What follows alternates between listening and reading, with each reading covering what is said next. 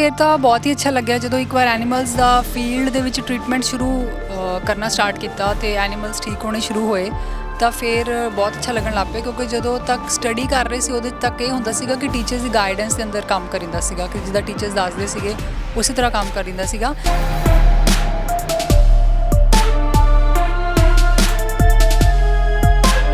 Field ਦੇ ਵਿੱਚ ਇੱਕ ਇੰਡੀਪੈਂਡੈਂਸ ਮਿਲ ਗਈ ਕਿ ਤੁਹਾਨੂੰ ਐਜ਼ ਅ ਡਾਕਟਰ ਲੋਕ ਰੈਕੋਗਨਾਈਜ਼ ਕਰਨ ਲੱਗ ਪਏ। ਇੱਕ ਬਹੁਤ ਵੱਡੀ ਰਿਸਪੌਂਸਿਬਿਲਿਟੀ ਸੀ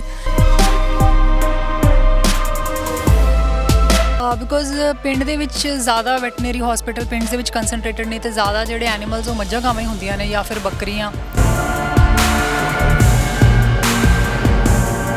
ਸਾਡੇ ਕੋਲ ਕਈ ਨਸਲਾਂ ਦੇ ਟੀਕੇ ਨੇ। ਸਾਡੇ ਕੋਲ ਗਾਵਾਂ ਦੇ ਵਿੱਚ ਸਾਹੀਵਾਲ ਹੈ, HF ਹੈ, ਜਰਸੀ ਹੈ, ਇਹਨਾਂ ਨਸਲਾਂ ਦੇ ਟੀਕੇ ਨੇ।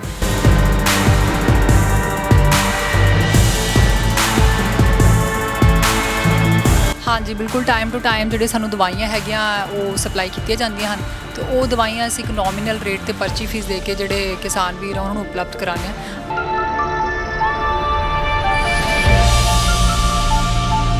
ਅੰਦਰ ਕੋਈ ਇਨਫੈਕਸ਼ਨ ਹੁੰਦੀ ਹੈ ਤਾਂ ਕਿਸਾਨ ਵੀਰ ਕੀ ਕਰਦੇ ਆ ਉਹਨੂੰ ਬਾਰ-ਬਾਰ ਉਹ ਟੀਕਾ ਲਗਾਉਂਦੇ ਰਹਿੰਦੇ ਹਨ, ਉਹਦੇ ਨਾਲ ਉਹ ਜਿਹੜਾ ਰਿਪੀਟਰ ਬਣ ਜਾਂਦਾ ਹੈ।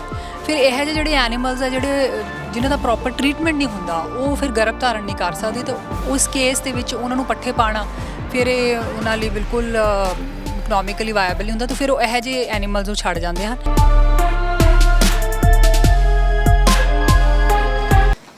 ਆਪ ਦੇਖ ਰਹੇ ਹੋ ਦੀ ਟੀਵੀ NRI ਤੇ ਮੈਂ ਹਾਂ ਸੰਤੋਖ ਸਿੰਘ ਪੰਨੂ। ਅੱਜ ਤੁਹਾਨੂੰ ਲੈ ਚੱਲਦੇ ਹਾਂ ਜ਼ਿਲ੍ਹਾ ਹੁਸ਼ਿਆਰਪੁਰ ਦੇ ਪਿੰਡ ਬਜਵਾੜਾ ਵਿਖੇ ਅਸੀਂ ਪਸ਼ੂ ਹਸਪਤਾਲ ਵਿਖੇ ਪਹੁੰਚੇ ਹੋਏ ਹਾਂ ਤੇ ਅਸੀਂ ਦੱਸਣਾ ਚਾਹੁੰਦੇ ਹਾਂ ਕਿ ਜਿਹੜਾ ਵੈਟਰਨਰੀ ਡਾਕਟਰ ਨੇ ਪਿਛਲੇ ਸਮੇਂ ਦੇ ਵਿੱਚ ਬਹੁਤ ਘੱਟ ਹੁੰਦੇ ਸੀ ਤੇ ਅੱਜ ਕੱਲ੍ਹ ਜਿਹੜੀ ਲੇਡੀਜ਼ ਨੇ ਜਨਾਨੀਆਂ ਨੇ ਇਸ ਕਿੱਤੇ ਦੇ ਵਿੱਚ ਆ ਰਹੀਆਂ ਨੇ। ਬਹੁਤ ਸਾਰੀਆਂ ਜਿਹੜੀਆਂ ਜਨਾਨੀਆਂ ਇਸ ਵੇਲੇ ਹਸਪੀਟਲਾਂ ਦੇ ਵਿੱਚ ਕੰਮ ਕਰ ਰਹੀਆਂ ਨੇ ਤੇ ਜਦੋਂ ਪਸ਼ੂਆਂ ਨੂੰ ਟਰੀਟ ਕਰਨਾ ਹੁੰਦਾ ਤੇ ਪਹਿਲਾਂ ਇਹ ਬਿਰਤ ਸੀਗੀ ਕਿ ਜਿਹੜਾ ਮੇਲ ਸੀਗੇ ਉਹੀ ਇਸ ਵੈਟਰਨਰੀ ਡਾਕਟਰ ਬਣਦੇ ਸੀਗੇ, ਫਾਰਮਾਸਿਸਟ ਬਣਦੇ ਸੀਗੇ। ਪਰ ਹੁਣ ਜਿਹੜਾ ਸਮਾਂ ਬਦਲ ਚੁੱਕਿਆ ਹੈ। ਅੱਗੇ ਤਾਂ ਕਹਿੰਦੇ ਹੁੰਦੇ ਸੀ ਕਿ ਕੁੜੀਆਂ ਵਿਚਾਰੀਆਂ ਨੇ ਇਹਨਾਂ ਦਾ ਕੀ, ਪਰ ਹੁਣ ਕੁੜੀਆਂ ਵਿਚਾਰੀਆਂ ਨਹੀਂ ਰਹੀਆਂ। ਬਹੁਤ ਸਾਰੇ ਅਜਿਹੇ ਕੰਮ ਨੇ ਜਿਨ੍ਹਾਂ ਦੇ ਵਿੱਚ ਹੁਣ ਔਰਤਾਂ ਮਨੁੱਖ ਨਾਲੋਂ ਬੰਦੇ ਨਾਲੋਂ ਵੀ ਇਨਸਾਨ ਨਾਲੋਂ ਵੀ ਅੱਗੇ ਲੰਘ ਰਹੀਆਂ ਨੇ। ਜਿਸ ਤਰ੍ਹਾਂ ਫੌਜ ਦੀ ਗੱਲ ਆ, ਫੌਜ ਦੇ ਵਿੱਚ ਵੀ ਬਹੁਤ ਸਾਰੀਆਂ ਜਿਹੜੀਆਂ ਜਨਾਨੀਆਂ ਭਰਤੀ ਹੋਈਆਂ ਨੇ ਅਤੇ ਪਹਿਲਾਂ ਕਿਸੇ ਟਾਈਮ 'ਤੇ ਔਰਤਾਂ ਦਾ ਫੌਜ ਦੇ ਵਿੱਚ ਭਰਤੀ ਨਹੀਂ ਸੀ ਹੁੰਦੀ ਹੈਗੀ, ਪਰ ਹੁਣ ਸਮਾਂ ਬਦਲ ਚੁੱਕਿਆ ਹੈ। ਅਤੇ ਆਓ ਇੱਥੇ ਜਿਹੜੇ ਡਾਕਟਰ ਨੇ ਵੈਟਰਨਰੀ ਉਹਨਾਂ ਦੇ ਨਾਲ ਆਪਾਂ ਗੱਲਾਂ ਬਾਤਾਂ ਸਾਂਝੀਆਂ ਕਰਦੇ ਹਾਂ, ਕਿਉਂ ਉਹਨਾਂ ਨੇ ਇਸ ਕਿੱਤੇ ਵੱਲ ਆਇਆ ਅਤੇ ਕਿਵੇਂ ਜਿਹੜਾ ਸਮਾਂ ਵਾ ਇਹ ਬਦਲਦਾ ਜਾ ਰਿਹਾ ਹੈ ਅਤੇ ਹੁਣ ਬਹੁਤ ਸਾਰੀਆਂ ਜਿਹੜੀਆਂ ਔਰਤਾਂ ਵੱਖ-ਵੱਖ ਕਿੱਤਿਆਂ ਨੂੰ ਅਪਣਾ ਰਹੀਆਂ ਨੇ। ਅਤੇ ਆਓ ਗੱਲਬਾਤ ਕਰਦੇ ਹਾਂ ਡਾਕਟਰ ਸਾਹਿਬ ਦੇ ਨਾਲ।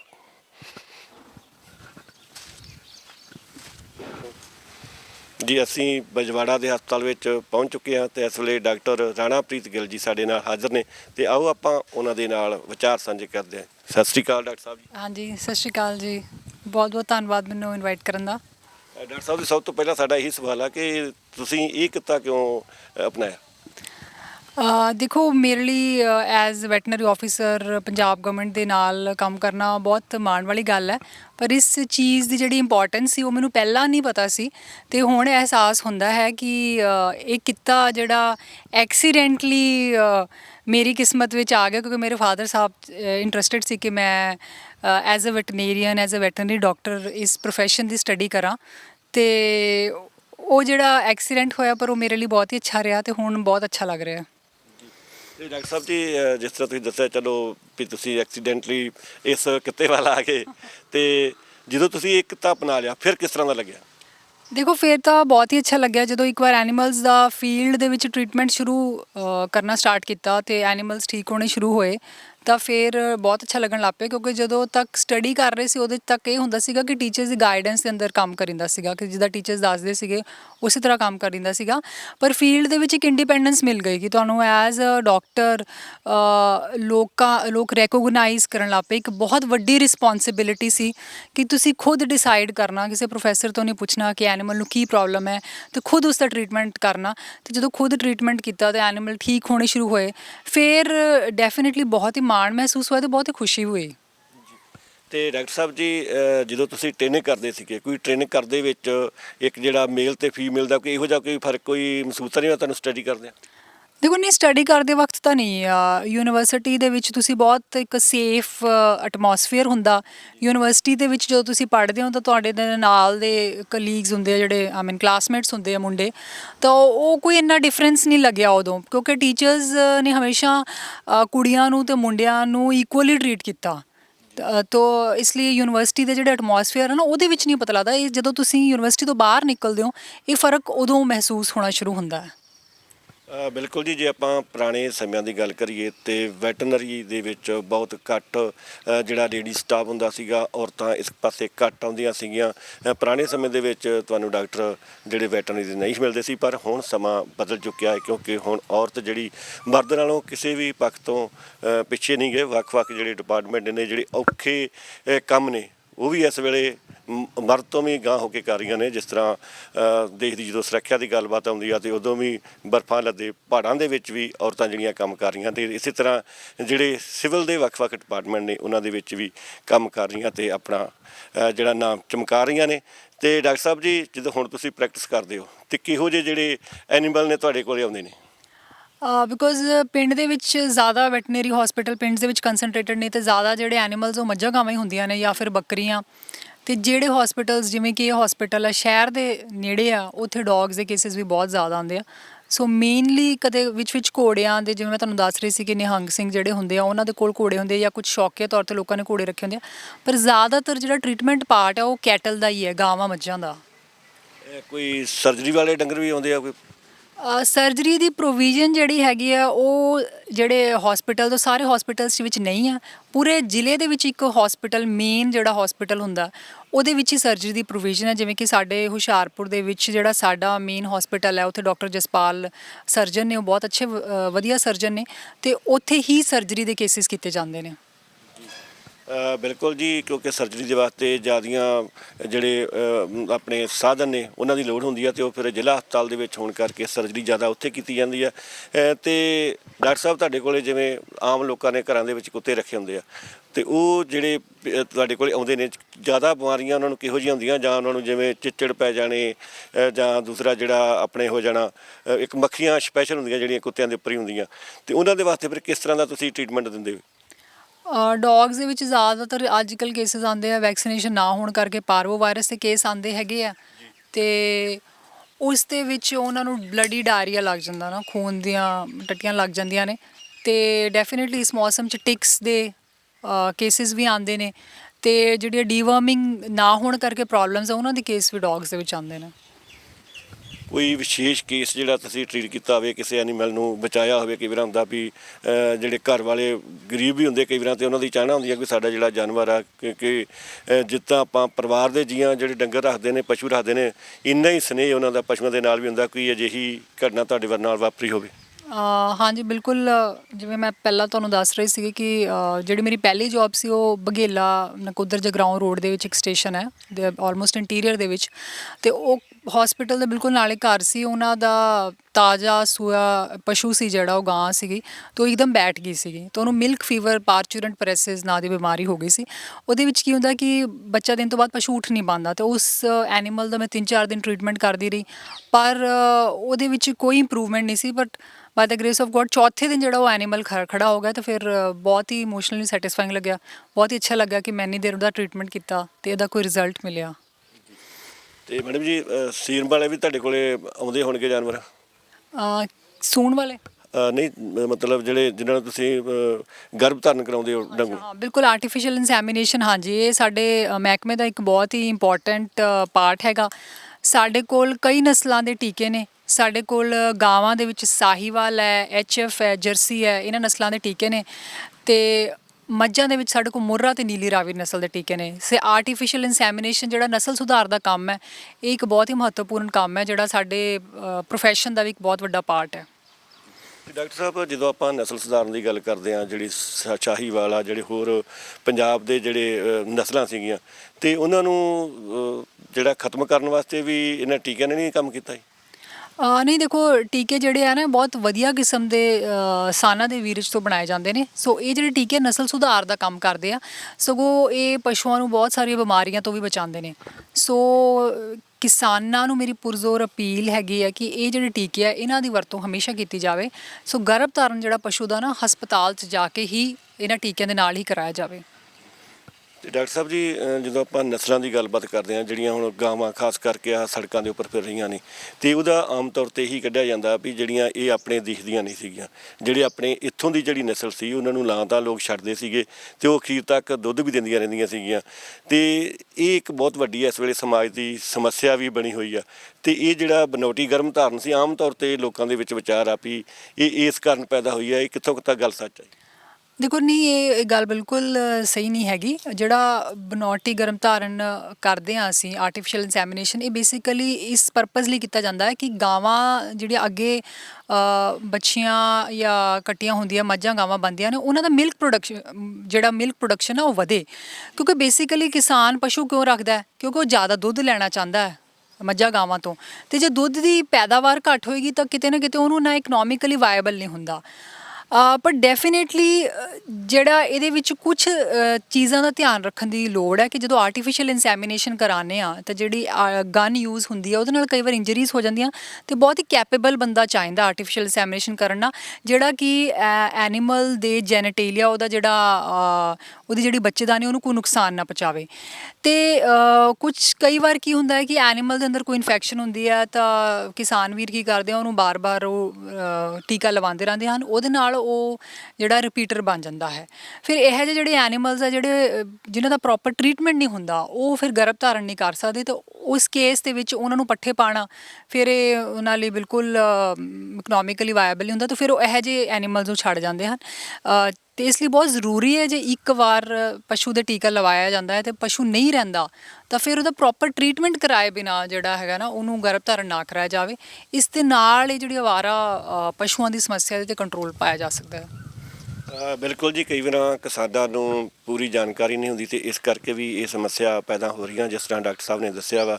ਤੇ ਡੰਗਰ ਜਿਹੜੇ ਅਵਾਰਾ ਇਸੇ ਕਰਕੇ ਛੱਡ ਦਿੱਤੇ ਜਾਂਦੇ ਨੇ, ਜਦੋਂ ਦੁੱਧ ਨਹੀਂ ਦਿੰਦੇ ਹੈਗੇ ਤੇ ਫਿਰ ਲੋਕ ਉਹਨਾਂ ਨੂੰ ਅਵਾਰਾ ਛੱਡ ਦਿੰਦੇ ਆ। ਅਸਲ ਦੇ ਵਿੱਚ ਮੈਂ ਸਮਝਦਾ ਕਿ ਜਿਹੜੀਆਂ ਬਾਹਰੋਂ ਨਸਲਾਂ ਜਿਹੜੀਆਂ ਲੈ ਕੇ ਆਉਂਦੀਆਂ ਗਈਆਂ, ਉਹਨਾਂ ਦੇ ਵਿੱਚ ਇਹ ਸਮੱਸਿਆ ਜ਼ਿਆਦਾ ਆ।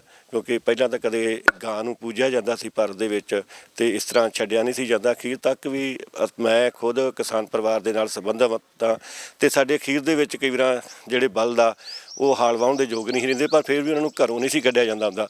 ਉਹਨਾਂ ਨੂੰ ਅਖੀਰ ਤੱਕ, ਮਰਦੇ ਦਮ ਤੱਕ ਉਹਨਾਂ ਦੀ ਸਾਂਭ ਸੰਭਾਲ ਕੀਤੀ ਜਾਂਦੀ ਸੀ। ਪਰ ਹੁਣ ਤਾਂ ਸਮਾਂ ਹੀ ਬਦਲ ਗਿਆ। ਹੁਣ ਤਾਂ ਆਪਾਂ ਬਜ਼ੁਰਗਾਂ ਦੀ ਸਾਂਭ ਸੰਭਾਲ ਨਹੀਂ ਕਰਦੇ ਅਤੇ ਡੰਗਰਾਂ ਦੀ ਕਿਸੇ ਨੇ ਕੀ ਕਰਨੀ ਆ। ਸਮੇਂ ਦੇ ਨਾਲ ਬੜੀਆਂ ਜਿਹੜੀਆਂ ਗੱਲਾਂ ਨੇ ਉਹ ਬਦਲ ਜਾਇਆ ਕਰਦੀਆਂ, ਅਤੇ ਇਸੇ ਕਰਕੇ ਹੀ ਜਿਹੜੇ ਅਵਾਰਾ ਡੰਗਰਾਂ ਦੀ ਬਹੁਤ ਵੱਡੀ ਸਮੱਸਿਆ ਆ ਰਹੀ ਆ। ਪਰ ਉਹਦਾ ਕੋਈ ਨਾ ਕੋਈ ਹੱਲ ਸਰਕਾਰਾਂ ਨੂੰ ਜ਼ਰੂਰ ਕਰਨਾ ਚਾਹੀਦਾ। ਅਤੇ ਡਾਕਟਰ ਸਾਹਿਬ ਜੀ, ਜਿਹੜੇ ਆਪਣੇ ਪ੍ਰੋਗਰਾਮ ਸੁਣ ਰਹੇ ਹੋਣਗੇ, ਕੋਈ ਵਿਸ਼ੇਸ਼ ਤੁਸੀਂ ਉਹਨਾਂ ਨਾਲ ਗੱਲਬਾਤ ਸਾਂਝੀ ਕਰਨਾ ਚਾਹੁੰਦੇ ਹੋ, ਜਾਂ ਜਿਹੜੀਆਂ ਹੁਣ ਇਸ ਵੇਲੇ ਲੜਕੀਆਂ ਪੜ੍ਹ ਰਹੀਆਂ ਨੇ, ਮੈਡੀਕਲ ਰੱਖਿਆ ਹੋਇਆ ਜਿਨ੍ਹਾਂ ਨੇ, ਕਿ ਉਹ ਇਸ ਕਿੱਤੇ ਦੇ ਵਿੱਚ ਆਉਣ? ਬਿਲਕੁਲ ਜੀ, ਪਹਿਲਾਂ ਤਾਂ ਮੈਂ ਜਿਹੜੇ ਵੀ ਲੋਕ ਸੁਣ ਰਹੇ ਆ, ਮੈਂ ਬਿਕੋਜ਼ ਟਾਈਮ ਜਿਹੜਾ ਹੈਗਾ ਉਹ ਇਸ ਤਰ੍ਹਾਂ ਦਾ ਹੈਗਾ, ਮੈਂ ਕਿੰਨੀ ਨੈਗੇਟਿਵਿਟੀ ਹੈਗੀ ਆ ਖਬਰਾਂ ਦੇ ਵਿੱਚ ਅਤੇ ਆਪਣੇ ਆਲੇ ਦੁਆਲੇ ਵੀ। ਮੈਂ ਇਹੀ ਕਹਿਣਾ ਚਾਹੂੰਗੀ ਕਿ ਪਹਿਲਾਂ ਤਾਂ ਸਟੇ ਪੋਜ਼ੀਟਿਵ, ਕਿ ਇਹ ਜਿਹੜਾ ਟਾਈਮ ਹੈ ਇਹ ਵੀ ਔਖਾ ਸੌਖਾ ਲੰਘ ਜਾਏਗਾ। ਅਤੇ ਜਿਹੜੀਆਂ ਕੁੜੀਆਂ ਐਜ਼ ਵੈਟਨੇਰੀਅਨ ਬਣਨਾ ਚਾਹੁੰਦੀਆਂ ਨੇ, ਇਸ ਪ੍ਰੋਫੈਸ਼ਨ 'ਚ ਆਉਣਾ ਚਾਹੁੰਦੀਆਂ ਨੇ, ਉਹਨਾਂ ਨੂੰ ਮੈਂ ਥੋੜ੍ਹਾ ਜਿਹਾ ਦੱਸਣਾ ਚਾਹੂੰਗੀ ਕਿ +1 +2 ਮੈਡੀਕਲ ਤੋਂ ਬਾਅਦ Guru Angad Dev veterinary and animal sciences university Ludhiana ਦੇ ਵਿੱਚ ਇਹ ਟੈਸਟ ਹੁੰਦਾ ਹੈ। ਜਿਹੜਾ ਟੈਸਟ ਉੱਥੇ ਜਾ ਕੇ ਤੁਸੀਂ ਦੇ ਸਕਦੇ ਹੋ, ਅਤੇ ਜੇ ਤੁਹਾਡੀ ਸਿਲੈਕਸ਼ਨ ਹੁੰਦੀ ਤਾਂ 5 ਸਾਲ ਦਾ ਕੋਰਸ ਹੁੰਦਾ ਹੈ। ਅਤੇ ਬਹੁਤ ਹੀ ਵਧੀਆ ਪ੍ਰੋਫੈਸ਼ਨ ਹੈ ਕੁੜੀਆਂ ਲਈ, ਬਹੁਤ ਹੀ ਵਧੀਆ ਗਵਰਨਮੈਂਟ ਦੇ ਜੋਬਸ ਦੇ ਵਿੱਚ ਹੈ। ਅਤੇ ਜਿਹੜਾ ਸਾਡਾ ਮਹਿਕਮਾ ਹੈ ਐਨੀਮਲ ਹਸਬੈਂਡਰੀ ਡਿਪਾਰਟਮੈਂਟ ਪੰਜਾਬ, ਉਹਦੇ ਵਿੱਚ ਬਹੁਤ ਜ਼ਿਆਦਾ ਹੁਣ ਤਾਦਾਦ ਦੇ ਵਿੱਚ ਲੇਡੀ ਡਾਕਟਰਸ ਆ ਰਹੀਆਂ। ਇਹ ਇੱਕ ਇਹੋ ਜਿਹਾ ਮਹਿਕਮਾ ਸੀ ਜਿਹੜਾ ਮੇਲ ਡੋਮੀਨੇਟਡ ਸੀ ਕਾਫੀ ਸਾਲ ਪਹਿਲਾਂ ਤੱਕ, ਜਦੋਂ ਮੈਂ 2006 ਜੋਬ ਜੁਆਇਨ ਕੀਤੀ। ਪਰ ਸਮਾਂ ਹੌਲੀ ਹੌਲੀ ਬਦਲ ਰਿਹਾ ਹੈ। ਕੁੜੀਆਂ ਮੁੰਡਿਆਂ ਤੋਂ ਘੱਟ ਨਹੀਂ ਹੈਗੀਆਂ, ਉਹ ਓਨੀਆਂ ਹੀ ਕਾਬਲ ਹਨ ਜਿੰਨੇ ਕਿ ਮੁੰਡੇ। ਅਤੇ ਜੇ ਮੁੰਡੇ ਫੀਲਡ 'ਚ ਪ੍ਰੈਕਟਿਸ ਕਰ ਸਕਦੇ ਤਾਂ ਸਾਡੀਆਂ ਜਿਹੜੀਆਂ ਲੇਡੀ ਵੈਟਨੇਰੀਅਨਸ ਆ ਉਹ ਵੀ ਓਨੀਆਂ ਜੋਸ਼ ਨਾਲ ਕਰਦੀਆਂ ਨੇ। ਅਤੇ ਇਸ ਲਈ ਬਿਲਕੁਲ ਘਬਰਾਓ ਨਾ, ਜੇ ਤੁਸੀਂ ਵੈਟਨੇਰੀਅਨ ਬਣਨਾ ਚਾਹੁੰਦੇ ਹੋ ਤਾਂ ਜ਼ਰੂਰ ਉੱਦਮ ਕਰੋ। ਅਤੇ ਇਹਨੂੰ ਐਜ਼ MBBS ਪ੍ਰੋਫੈਸ਼ਨ ਦੇ ਬਰਾਬਰ ਹੀ ਮੰਨੋ, ਅਤੇ ਬਹੁਤ ਹੀ ਰਿਸਪੈਕਟ ਮਿਲਦੀ ਹੈ ਪ੍ਰੋਫੈਸ਼ਨ 'ਤੇ। ਜ਼ਰੂਰ ਕੋਸ਼ਿਸ਼ ਕਰੋ ਇਸ ਪ੍ਰੋਫੈਸ਼ਨ 'ਚ ਆਉਣ ਦੀ। ਜਿਸ ਤਰ੍ਹਾਂ MBBS ਦਾ ਕੋਰਸ ਬਿਲਕੁਲੋਂ ਇੰਨਾ ਹੀ ਟਾਈਮ ਲੱਗਦਾ ਜੀ, ਕਿੰਨੇ ਚਿਰ ਦਾ ਜਿਹੜਾ ਡਾਕਟਰ ਬਣਨ ਵਾਸਤੇ ਜਿਹੜਾ ਕੋਰਸ ਕੀਤਾ ਜਾਂਦਾ ਜੀ? ਇਹ 5 ਸਾਲ ਦਾ ਕੋਰਸ ਹੈ, 5 ਇਅਰਸ। 4.5 ਸਾਲ ਦਾ ਕੋਰਸ ਪਲੱਸ 6 ਮੰਥਸ ਦੀ ਇੰਟਰਨਸ਼ਿਪ। ਬਿਲਕੁਲ ਜੀ, ਸਾਡੀਆਂ ਭੈਣਾਂ ਨੂੰ ਧੀਆਂ ਨੂੰ ਘਬਰਾਉਣਾ ਨਹੀਂ ਚਾਹੀਦਾ। ਕੰਮ ਤਾਂ ਕੋਈ ਵੀ ਨਾ ਸੌਖਾ ਹੁੰਦਾ ਤੇ ਨਾ ਔਖਾ ਹੁੰਦਾ, ਗੱਲ ਤਾਂ ਮਨ ਦੀ ਹੁੰਦੀ ਆ। ਜੇ ਮਨ ਦੇ ਵਿੱਚ ਹੋਵੇ ਤੇ ਕੋਈ ਵੀ ਕੰਮ ਦੁਨੀਆ ਦਾ ਔਖਾ ਨਹੀਂ ਹੈ ਤੇ ਹੌਸਲਾ ਨਹੀਂ ਹਾਰਨਾ ਚਾਹੀਦਾ। ਜਿਸ ਪਾਸੇ ਵੀ ਕਿਸੇ ਦਾ ਬੰਦੇ ਦਾ ਮਨ ਹੋਵੇ ਉਸ ਪਾਸੇ ਜਿਹੜਾ ਜਾਣਾ ਚਾਹੀਦਾ ਵਾ। ਤੇ ਡਾਕਟਰ ਸਾਹਿਬ ਜੀ, ਇੱਕ ਗੱਲ ਮੈਂ ਹੋਰ ਜਾਣਨੀ ਚਾਹੁੰਦਾ ਵਾਂ, ਤੁਸੀਂ ਹੁਣ ਜਦੋਂ ਪ੍ਰੈਕਟਿਸ ਕਰਦੇ ਹੋ ਤੇ ਜਦੋਂ ਤੁਸੀਂ ਰਹਿ ਰਹੇ ਹੋ ਪਿੰਡ ਦੇ ਵਿੱਚ, ਤੁਹਾਡੇ ਕੋਲੇ ਉੱਥੇ ਵੀ ਲੋਕ ਆਉਂਦੇ ਆ ਸਲਾਹ ਲੈਣ ਵਾਸਤੇ? ਘਰ ਤਾਂ ਨਹੀਂ ਆਉਂਦੇ ਸਲਾਹ ਲੈਣ ਲਈ, ਪਰ ਫੋਨ ਤੇ ਜ਼ਰੂਰ। ਫੋਨ ਹਮੇਸ਼ਾ ਆਪਣਾ ਔਨ ਰੱਖੀਦਾ ਤੇ ਕਿਸਾਨ ਵੀਰ ਨੂੰ ਆਪਣਾ ਫੋਨ ਨੰਬਰ ਦੇਈਦਾ, ਕਿਉਂਕਿ ਬੀਇੰਗ ਅ ਲੇਡੀ ਰਾਤ ਨੂੰ ਕੇਸ ਕਰਨਾ ਤਾਂ ਪੋਸੀਬਲ ਨਹੀਂ ਹੈ, ਪਰ ਜਿੰਨੀ ਕੁ ਵੀ ਪੋਸੀਬਲ ਹੋਵੇ ਕਿਸਾਨਾਂ ਦੀ ਮਦਦ ਕਰੀਦੀ, ਉਹਨਾਂ ਨੂੰ ਫੋਨ ਤੇ ਸਲਾਹ ਦੇ ਦਿੰਦੀ ਹੈ। ਸੋ ਇਸ ਲਈ ਫੋਨ ਤੇ ਹਮੇਸ਼ਾ ਕੰਸਲਟੇਸ਼ਨ 24 ਆਵਰਸ ਔਨ ਹੀ ਹੁੰਦੀ ਹੈ। ਤੇ ਕਿਹੜੇ ਪਸ਼ੂਆਂ ਵਾਸਤੇ ਕਿਹੜੀ ਵੈਕਸੀਨ ਲਾਈ ਜਾ ਰਹੀ ਹੈ ਜੀ? ਪੰਜਾਬ ਸਰਕਾਰ ਵੱਲੋਂ ਇੱਕ ਤਾਂ ਮੂੰਹ ਖੁਰ ਦੀ ਵੈਕਸੀਨ ਜਿਹੜੀ ਸਾਲ ਦੇ ਵਿੱਚ 2 ਵਾਰ ਹੁੰਦੀ, FMD ਜਿਹਨੂੰ ਕਹਿੰਦੇ ਆ, ਤੇ ਅੱਜ ਕੱਲ੍ਹ ਗਲ ਘੋਟੂ ਦੀ ਵੈਕਸੀਨ HS ਦੀ। ਉਸ ਤੋਂ ਇਲਾਵਾ ਬਲੈਕ ਕੁਆਟਰ, ਇੰਟੈਰੋਟੌਕਸੀਮੀਆ, ਇਹ ਸਾਰੀਆਂ ਜਿਹੜੀਆਂ ਵੈਕਸੀਨਸ ਹੈਗੀਆਂ ਨੇ ਇਹ ਉਪਲਬਧ ਕਰਾਈਆਂ ਜਾਂਦੀਆਂ। ਜਿਹੜਾ ਡਾਕਟਰੀ ਦਾ ਕਿੱਤਾ ਹੈ, ਇਹਦੇ ਵਿੱਚ ਰਹਿੰਦਿਆਂ ਹੋਇਆਂ ਵੀ ਕਈ ਵਾਰ ਜਿਹੜਾ ਇਨਸਾਨ ਆ ਸਾਹਿਤ ਦੇ ਨਾਲ ਜੁੜ ਜਾਂਦਾ, ਤੇ ਡਾਕਟਰ ਸਾਹਿਬ ਦਾ ਵੀ ਇਸੇ ਤਰ੍ਹਾਂ ਹੀ ਹੈ, ਇਹ ਵੀ ਸਾਹਿਤ ਲਿਖਦੇ ਨੇ। ਤੇ ਆਓ ਉਸ ਸੰਬੰਧੀ ਵੀ ਆਪਾਂ ਜਾਣਕਾਰੀ ਹਾਸਲ ਕਰਦੇ ਹਾਂ। ਡਾਕਟਰ ਸਾਹਿਬ ਜੀ, ਤੁਸੀਂ ਲਿਖਦੇ ਵੀ ਹੋ ਮੈਨੂੰ ਪਤਾ ਲੱਗਿਆ, ਤੇ ਕਿੰਨੀਆਂ ਤੁਹਾਡੀਆਂ ਕਿਤਾਬਾਂ ਹੁਣ ਤੱਕ ਛਪ ਚੁੱਕੀਆਂ ਨੇ ਤੇ ਕਿਸ ਤਰ੍ਹਾਂ ਦਾ ਤੁਸੀਂ ਸਾਹਿਤ ਲਿਖਿਆ? ਮੈਂ ਫਿਕਸ਼ਨ ਨੌਨ ਫਿਕਸ਼ਨ ਦੋਨੇ ਹੀ ਲਿਖਦੀ ਹਾਂ। ਮੇਰੀਆਂ ਹਾਲੇ ਤੱਕ 3 ਬੁੱਕਸ ਜਿਹੜੀਆਂ ਮੈਂ ਫੜੇ ਹੋਏ, ਮੈਂ ਤੁਹਾਨੂੰ ਇੰਟਰੋਡਿਊਸ ਕਰਦੀ ਹਾਂ ਆਪਣੀ ਬੁੱਕਸ ਦੇ ਨਾਲ, ਇਹ ਆ ਚੁੱਕੀਆਂ ਨੇ। ਚੌਥੀ ਬੁੱਕ ਮੇਰੀ ਇਸ ਸਾਲ ਜੁਲਾਈ ਦੇ ਵਿੱਚ ਆ ਰਹੀ, ਤੇ 5ਵੀਂ ਮੈਂ ਲਿਖ ਰਹੀ ਹਾਂ। ਮੇਰੀ ਜਿਹੜੀ ਫਰਸਟ ਬੁੱਕ ਹੈ ਇਸ ਦਾ ਨਾਮ ਹੈ ਦੋਜ਼ ਕਾਲਜ ਈਅਰਸ। ਇਹ ਨਾਵਲ ਹੈ, ਇੱਕ ਫਿਕਸ਼ਨਲ ਸਟੋਰੀ ਹੈ, ਇੱਕ ਕੁੜੀ ਜਿਹਦਾ ਨਾਮ ਹੈ ਰੀਆ ਜਸਵਾਲ, ਅਤੇ ਲਿਟਲ ਆਟੋਬਾਇਓਗ੍ਰਾਫੀਕਲ। ਕੁਛ ਕੁ ਮੈਂ ਆਪਣੀ ਜ਼ਿੰਦਗੀ ਦੀਆਂ ਘਟਨਾਵਾਂ ਲੈ ਕੇ ਕੁਛ ਉਹਨਾਂ ਨੂੰ ਫਿਕਸ਼ਨਲਾਈਜ਼ ਕਰਕੇ ਇੱਕ ਬੁੱਕ ਦਾ ਰੂਪ ਦਿੱਤਾ ਹੈ। ਇੱਕ ਕੁੜੀ ਹੈ ਜਿਹੜੀ ਇੱਕ ਵੈਟਨਰੀ ਕਾਲਜ ਦੇ ਵਿੱਚ ਐਡਮਿਸ਼ਨ ਲੈਂਦੀ ਹੈ, ਤਾਂ 5 ਸਾਲ ਉਹਦੀ ਲਾਈਫ ਦੇ ਵਿੱਚ ਕੀ ਹੁੰਦਾ ਹੈ, ਤੇ ਉਸ ਦੀ ਹੀ ਇਸ ਨਾਵਲ ਦਾ ਹੀ ਸੈਕਿੰਡ ਪਾਰਟ ਹੈ ਦ ਮਿਸਐਡਵੈਂਚਰਸ ਆਫ ਅ ਵੈਟ। ਇਸ ਦੇ ਵਿੱਚ ਜਿਹੜੀ ਲੜਕੀ ਹੈ, ਮੇਰੀ ਕਾਲਪਨਿਕ ਪਾਤਰ ਹੈ ਰੀਆ ਜਸਵਾਲ, ਉਸ ਦੀ ਲਾਈਫ ਅੱਗੇ ਮੂਵ ਕਰਦੀ ਹੈ। ਉਹ ਕਾਲਜ 'ਚੋਂ ਗ੍ਰੈਜੂਏਟ ਹੁੰਦੀ ਹੈ, ਉਹ ਬਾਹਰਲੀ ਲਾਈਫ 'ਚ ਵਿਚਰਦੀ ਹੈ, ਤੇ ਉਸ ਦੇ ਨਾਲ ਇਸ ਦੌਰਾਨ ਕੀ ਹੁੰਦਾ ਹੈ। ਤੇ ਇਹ ਜਿਹੜੀ ਮੇਰੀ ਬੁੱਕ ਹੈ ਫਾਈਂਡਿੰਗ ਜੂਲੀਆ, ਬੇਸਿਕਲੀ ਕੰਪਾਈਲੇਸ਼ਨ ਹੈ, ਬਿਕੋਜ਼ ਮੈਂ ਜਿਵੇਂ ਤੁਹਾਨੂੰ ਦੱਸ ਰਹੀ ਸੀ 2017 ਦੇ ਵਿੱਚ ਦੀ ਟ੍ਰਿਬਿਊਨ ਨਿਊਜ਼ਪੇਪਰਸ ਦੇ ਵਿੱਚ ਮੇਰਾ ਪਹਿਲਾ ਮਿਡਲ ਛਪਿਆ, ਤੇ ਉਸ ਤੋਂ ਬਾਅਦ ਮੈਂ Hindustan Times, Daily Post, the Hindu, ਤੇ ਈਵਨ ਸਾਊਥ ਦੇ ਕੁਝ ਅਖਬਾਰ ਜਿਵੇਂ the New Indian Express, the Hitavada, Deccan Herald, ਫਿਰ ਮੈਗਜ਼ੀਨਸ ਵੂਮਨਸ ਐਰਾ, ਉਹਨਾਂ ਲਈ ਲਿਖਣਾ ਸ਼ੁਰੂ ਕੀਤਾ। ਤੇ ਕੁਛ ਚੁਣਿੰਦਾ ਆਰਟੀਕਲਸ, ਪਹਿਲੇ ਜਿਹੜੇ 80 ਕੁ ਆਰਟੀਕਲਸ ਮੇਰੇ ਛਪੇ ਸੀ, ਇਹ ਉਹਨਾਂ ਦੀ ਕੰਪਾਈਲੇਸ਼ਨ ਹੈ ਫਾਈਂਡਿੰਗ ਜੂਲੀਆ। ਤੇ ਫਾਈਂਡਿੰਗ ਜੂਲੀਆ ਟਾਈਟਲ ਇਸ ਲਈ ਬਿਕੋਜ਼ ਇਹ ਮੇਰੇ ਇੱਕ ਮਿਡਲ ਸੀ ਜਿਹੜਾ ਟ੍ਰਿਬਿਊਨ ਦੇ ਵਿੱਚ ਛਪਿਆ ਸੀ। ਤੇ ਮੇਰੀ 4th ਬੁੱਕ ਹੈ ਜਿਹੜੀ ਉਹ ਜੁਲਾਈ ਦੇ ਵਿੱਚ ਰਿਲੀਜ਼ ਹੋ ਰਹੀ ਹੈ। ਤੇ ਡਾਕਟਰ ਸਾਹਿਬ ਜੀ, ਤੁਸੀਂ ਅੰਗਰੇਜ਼ੀ 'ਚ ਲਿਖਦੇ ਹੋ, ਤੇ ਇਹ ਨਹੀਂ ਕਦੀ ਸੋਚਿਆ ਕਿ ਜਿਹੜੀਆਂ ਇਹ ਬੁੱਕਸ ਨੇ ਇਹਨਾਂ ਦਾ ਪੰਜਾਬੀ ਵਰਜਨ ਵੀ ਛਪਿਆ ਜਾਵੇ? ਦੇਖੋ, ਮੇਰੇ ਲਈ ਤਾਂ ਥੋੜ੍ਹਾ ਟਰਾਂਸਲੇਸ਼ਨ ਕਰਨਾ ਮੁਸ਼ਕਿਲ ਹੈ, ਭਾਵੇਂ ਮੈਂ ਪੰਜਾਬੀ 'ਚ ਵੀ ਲਿਖਦੀ ਹਾਂ। ਸਾਡਾ ਮਹਿਕਮਾ ਦਾ ਮੈਗਜ਼ੀਨ ਪਹਿਲਾਂ ਆਉਂਦਾ ਹੁੰਦਾ ਸੀ ਪਸ਼ੂ ਧਨ ਪੰਜਾਬ, ਅਤੇ ਉਹਦੇ ਲਈ ਪੰਜਾਬੀ ਦੇ ਵਿੱਚ ਮੈਂ ਆਰਟੀਕਲਸ ਕੰਟਰੀਬਿਊਟ ਕਰਦੀ ਹੁੰਦੀ ਸੀ। ਦੇਖੋ, ਹਾਲੇ ਤੱਕ ਤਾਂ ਮੈਨੂੰ ਨਹੀਂ ਪਤਾ ਕਿ ਇਹ ਪਬਲਿਸ਼ਰ ਸ਼ਾਇਦ ਟਰਾਂਸਲੇਟ ਕਦੇ ਫਿਊਚਰ 'ਚ ਕਰਵਾ ਦੇਣ ਤਾਂ ਵਧੀਆ। ਹਾਂ, ਪੰਜਾਬੀ 'ਚ ਟਰਾਂਸਲੇਟ ਜੇ ਹੋ ਜਾਂਦੀ ਹੈ ਤਾਂ ਉਹਨਾਂ ਦਾ ਦਾਇਰਾ ਜ਼ਰਾ ਜ਼ਿਆਦਾ ਵੱਡਾ ਹੋ ਜਾਂਦਾ ਹੈ। ਤੇ ਕੋਈ ਇਤਿਹਾਸ ਦੇ ਨਾਲ ਸੰਬੰਧਿਤ ਕਿਤਾਬਾਂ ਲਿਖਣ ਦਾ ਵਿਚਾਰ ਹੈ? ਉਹ ਆਪਾਂ ਪਹਿਲਾਂ ਡਿਸਕਸ ਕਰ ਚੁੱਕੇ, ਪਰ ਉਹਦੇ ਬਾਰੇ ਮੈਂ ਇਨਫੈਕਟ ਇੱਕ ਹਿਸਟਰੀ ਅਤੇ ਲਾਈਕ ਫਰੀडम ਮੂਵਮੈਂਟ 'ਤੇ ਮੈਂ ਨਹੀਂ ਕਹਿਣਾ ਚਾਹੂੰਗੀ, ਇੱਕ ਬੁੱਕ ਲਿਖ ਰਹੀ ਹਾਂ, ਜਿਹੜੀ ਜਦੋਂ ਬੁੱਕ ਆ ਜਾਏਗੀ ਤਾਂ ਉਹਦੇ ਬਾਰੇ ਮੈਂ ਜ਼ਿਆਦਾ ਡਿਸਕਸ ਉਦੋਂ ਕਰਨਾ ਚਾਹੂੰਗੀ। ਡਾਕਟਰ ਸਾਹਿਬ, ਇੱਕ ਗੱਲ ਮੈਂ ਹੋਰ ਜਾਣਨੀ ਚਾਹੁੰਦਾ ਵਾਂ, ਤੁਸੀਂ ਲੇਡੀਜ਼ ਹੋਣ ਕਰਕੇ ਇੱਥੇ ਤੁਹਾਨੂੰ ਹਸਪੀਟਲ ਦੇ ਵਿੱਚ ਕੋਈ ਵਿਸ਼ੇਸ਼ ਸਮੱਸਿਆਵਾਂ ਜਾਂ ਜਿਹੜੇ ਲੋਕ ਕਿਸਾਨ ਆਉਂਦੇ ਨੇ ਜਦੋਂ ਆਪਣੇ ਡੰਗਰ ਲੈ ਕੇ, ਕੋਈ ਵਿਸ਼ੇਸ਼ ਕੋਈ ਸਮੱਸਿਆ ਤਾਂ ਨਹੀਂ ਆ ਰਹੀ? ਨਹੀਂ, ਬਿਲਕੁਲ ਨਹੀਂ ਜੀ, ਇੱਦਾਂ ਦੀ ਫੀਲਡ ਵਿੱਚ ਕੋਈ ਸਮੱਸਿਆ ਨਹੀਂ ਆਉਂਦੀ ਹੈਗੀ। ਪਹਿਲੀ ਗੱਲ ਤਾਂ ਇਹ ਹੈ ਕਿ ਸਾਡਾ ਜਿਹੜਾ ਮਹਿਕਮਾ ਹੈ ਉਹ ਸਾਨੂੰ ਪੂਰਾ ਸਹਿਯੋਗ ਦਿੰਦਾ ਹੈ। ਉਹ ਲੇਡੀ ਵੈਟਨਰੀ ਆਫਿਸਰਸ ਦਾ ਜਿਹੜਾ ਸਟਾਫ ਹੈ, ਉਹ ਮਹਿਕਮੇ ਵੱਲੋਂ ਜਿੰਨੀਆਂ ਵੀ ਪੰਜਾਬ 'ਚ ਲੇਡੀ ਵੈਟਨਰੀ ਆਫਿਸਰਸ ਉਹਨਾਂ ਦਾ ਸਟਾਫ ਪੂਰਾ ਕੀਤਾ ਗਿਆ, ਅਤੇ ਮਹਿਕਮੇ ਵੱਲੋਂ ਹਮੇਸ਼ਾ ਕੋਸ਼ਿਸ਼ ਕੀਤੀ ਜਾਂਦੀ ਹੈ ਕਿ ਜੇ ਕੋਈ ਪ੍ਰੋਬਲਮ ਕਿਸੇ ਲੇਡੀ ਵੈਟਨਰੀ ਆਫਿਸਰਸ ਨੂੰ ਹੈ ਤਾਂ ਉਹ ਇਨ ਰਿਟਨ ਦੇਵੇ, ਅਤੇ ਉਸ ਦਾ ਜਿਹੜਾ ਕੋਈ ਵੇ ਆਊਟ ਲੱਭਿਆ ਜਾਂਦਾ ਹੈ। ਸੋ ਇਸ ਲਈ ਪਲੱਸ ਆਪਣੇ ਜਿਹੜੇ ਕਲੀਗਸ ਹੈ ਨਾਲ ਦੇ ਵੈਟਰਨਰੀ ਡਾਕਟਰਸ ਉਹਨਾਂ ਵੱਲੋਂ ਪੂਰਾ ਸਪੋਰਟ ਕੀਤਾ ਜਾਂਦਾ ਹੈ। ਪਲੱਸ ਅੱਜ ਕੱਲ੍ਹ ਦਾ ਜਿਹੜਾ ਟਾਈਮ ਹੈ ਮੈਂ ਦੇਖਿਆ ਕਿ ਲੋਕਾਂ ਦੀ ਜਿਹੜੀ ਥਿੰਕਿੰਗ ਉਹ ਵੀ ਚੇਂਜ ਹੋ ਰਹੀ ਹੈ, ਉਹ ਹੌਲੀ ਹੌਲੀ ਬਦਲ ਰਹੀ ਹੈ। ਉਹ ਇੰਨਾ ਪੱਖਪਾਤ, ਜਦੋਂ ਕਿ ਮੈਂ 2006 'ਚ ਜੁਆਇਨ ਕੀਤੀ ਸੀ ਇੱਕ ਬੇਟ ਏਰੀਆ 'ਚ ਜੋਬ, ਜਿਹੜਾ ਪੱਖਪਾਤ ਉਸ ਟਾਈਮ ਤੇ ਹੁੰਦਾ ਸੀ ਨਾ ਵੀ ਉਹ ਇੱਕ ਕੁੜੀ ਨੂੰ ਡਿਫਰੈਂਟ ਤਰੀਕੇ ਨਾਲ ਦੇਖਦੇ ਸੀ, ਉਹ ਪੱਖਪਾਤ ਹੁਣ ਜਾਂ ਤਾਂ ਇਹ ਸ਼ਹਿਰੀ ਇਲਾਕਾ ਹੋਣ ਕਰਕੇ ਜਾਂ ਓਵਰ ਦਾ ਟਾਈਮ ਇੰਨੇ ਸਾਲ ਬਾਅਦ ਉਹ ਹੌਲੀ ਹੌਲੀ ਲੋਕਾਂ ਦੀ ਥਿੰਕਿੰਗ ਚੇਂਜ ਹੋ ਰਹੀ ਹੈ। ਇਸ ਲਈ ਕੋਈ ਸਮੱਸਿਆ ਹੁੰਦੀ ਨਹੀਂ ਹੈ, ਕਿਉਂਕਿ ਥੋੜ੍ਹੀ ਬਹੁਤੀ ਸਮੱਸਿਆਵਾਂ ਤਾਂ ਲਾਈਫ 'ਚ ਵੀ ਆਉਂਦੀ ਰਹਿੰਦੀਆਂ, ਉਹਨਾਂ ਨੂੰ ਤਾਂ ਆਪ ਨਜਿੱਠਣਾ ਪੈਂਦਾ ਹੈ। ਤੇ ਡਾਕਟਰ ਸਾਹਿਬ ਜੀ, ਜਿਹੜੀਆਂ ਜ਼ਰੂਰੀ ਦਵਾਈਆਂ ਵਰਤੋਂ ਵਾਲੀਆਂ ਉਹ ਸਰਕਾਰ ਵੱਲੋਂ ਸਪਲਾਈ ਹੋ ਰਹੀਆਂ ਨੇ? ਹਾਂਜੀ ਬਿਲਕੁਲ, ਟਾਈਮ ਟੂ ਟਾਈਮ ਜਿਹੜੇ ਸਾਨੂੰ ਦਵਾਈਆਂ ਹੈਗੀਆਂ ਉਹ ਸਪਲਾਈ ਕੀਤੀਆਂ ਜਾਂਦੀਆਂ ਹਨ, ਅਤੇ ਉਹ ਦਵਾਈਆਂ ਅਸੀਂ ਇੱਕ ਨੋਮੀਨਲ ਰੇਟ 'ਤੇ ਪਰਚੀ ਫੀਸ ਦੇ ਕੇ ਜਿਹੜੇ ਕਿਸਾਨ ਵੀਰ ਆ ਉਹਨਾਂ ਨੂੰ ਉਪਲਬਧ ਕਰਾਉਂਦੇ ਹਾਂ। ਪਰ ਇਸ ਲਈ ਮੈਂ ਇਹ ਜ਼ਰੂਰ ਰਿਕੁਐਸਟ ਕਰਾਂਗੀ ਕਿ ਜਿੰਨੇ ਵੀ ਕਿਸਾਨ ਵੀਰ ਇਹ ਪ੍ਰੋਗਰਾਮ ਦੇਖ ਰਹੇ ਆ, ਉਹ ਟਾਈਮ ਟੂ ਟਾਈਮ ਜਿਹੜਾ ਤੁਹਾਡੇ ਨਾਲ ਦਾ ਸਰਕਾਰੀ ਹਸਪਤਾਲ ਹੈ ਉੱਥੇ ਇੱਕ ਗੇੜਾ ਜ਼ਰੂਰ ਮਾਰਿਆ ਕਰੋ, ਕਿਉਂਕਿ ਕਈ ਵਾਰ ਇੱਦਾਂ ਹੁੰਦਾ ਹੈ ਕਿ ਦਵਾਈਆਂ ਆ ਜਾਂਦੀਆਂ ਤਾਂ ਲੋਕਾਂ ਨੂੰ ਪਤਾ ਨਹੀਂ ਲੱਗਦਾ। ਤਾਂ ਇਹ ਲੋਕਾਂ ਦੀ ਰਿਸਪੌਂਸਿਬਿਲਿਟੀ ਹੈ, ਅਤੇ ਉਹ ਜਾ ਕਰ ਇਨਕੁਆਇਰ ਕਰਨ ਕਿ ਜਿਹੜੀ ਦਵਾਈ ਦੀ ਉਹਨਾਂ ਨੂੰ ਲੋੜ ਹੈ ਕਿ ਉਹ ਉਸ ਵੇਲੇ ਉਸ ਵਕਤ ਉਹਨਾਂ ਕੋਲ ਉਪਲਬਧ ਹੈ ਕਿ ਨਹੀਂ। ਕਿੰਨੀ ਪਰਚੀ ਫੀਸ ਲਈ ਜਾ ਰਹੀ ਹੈ ਜੀ? 10 ਰੁਪਏ, 10 ਰੁਪਏ ਇੱਕ ਐਨੀਮਲ ਦੀ ਜਿਹੜੀ ਪਰਚੀ ਫੀਸ ਹੈ। ਡੌਗਸ ਦੀ ਥੋੜ੍ਹੀ ਜ਼ਿਆਦਾ ਹੈ, 50 ਰੁਪੀਜ਼ ਹੈ, ਪਰ ਅਦਰਵਾਈਜ਼ ਇਟਸ 10। ਕੋਈ ਟਾਈਮ ਹੁੰਦਾ ਸੀ ਇਹ 2 ਰੁਪਏ ਹੁੰਦੀ ਸੀ ਪਰਚੀ ਫੀਸ, ਪਰ ਕਿਉਂਕਿ ਮਹਿੰਗਾਈ ਵੱਧ ਰਹੀ ਹੈ ਇਸ ਲਈ ਸਰਕਾਰ ਨੇ ਪਰਚੀ ਫੀਸ ਵੀ ਥੋੜ੍ਹੀ ਜਿਹੀ ਜ਼ਿਆਦਾ ਵਧਾਤੀ ਹੈ। ਪਰ 10 ਰੁਪਏ ਵੀ ਚਲੋ ਠੀਕ ਹੈ, ਐਜ਼ ਇਹ ਵੀ ਕੋਈ ਬਹੁਤ ਜ਼ਿਆਦਾ ਅਮਾਊਂਟ ਨਹੀਂ ਹੈਗਾ। ਹਾਂਜੀ ਬਿਲਕੁਲ ਜੀ, 10 ਰੁਪਏ ਦੇ ਵਿੱਚ ਇੱਕ ਵਧੀਆ ਡਾਕਟਰ ਦੀਆਂ ਸੇਵਾਵਾਂ ਮਿਲ ਜਾਂਦੀਆਂ ਨੇ ਸਰਕਾਰੀ ਹਸਪਤਾਲਾਂ ਦੇ ਵਿੱਚ। ਚੰਗੀ ਗੱਲ ਆ। ਕਦੇ ਤਾਂ ਜਿਹੜੇ ਸਰਕਾਰੀ ਦੇ ਹਸਪਤਾਲ ਸੀਗੇ ਐਡੇ ਵਧੀਆ ਹਾਲਾਤ ਨਹੀਂ ਸੀ ਹੁੰਦੇ, ਪਰ ਹੁਣ ਅੱਗੇ ਨਾਲੋਂ ਜਿਹੜਾ ਸਮਾਂ ਬਦਲ ਰਿਹਾ, ਠੀਕ ਆ, ਸਟਾਫ ਦੀ ਕਮੀ ਜਿਹੜੀ ਬਹੁਤ ਸਾਰੇ ਹਸਪਤਾਲਾਂ ਦੇ ਵਿੱਚ ਦੇਖਣ ਨੂੰ ਮਿਲ ਰਹੀ ਆ।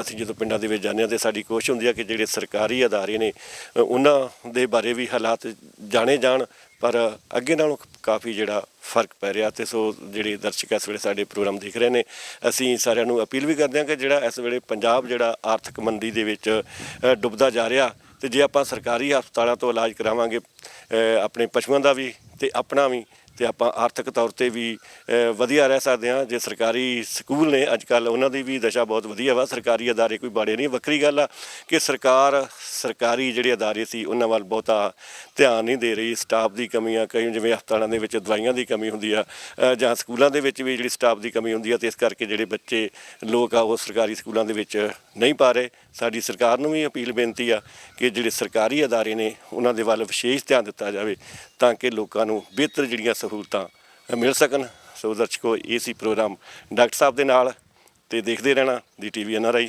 ਸਤਿ ਸ੍ਰੀ ਅਕਾਲ।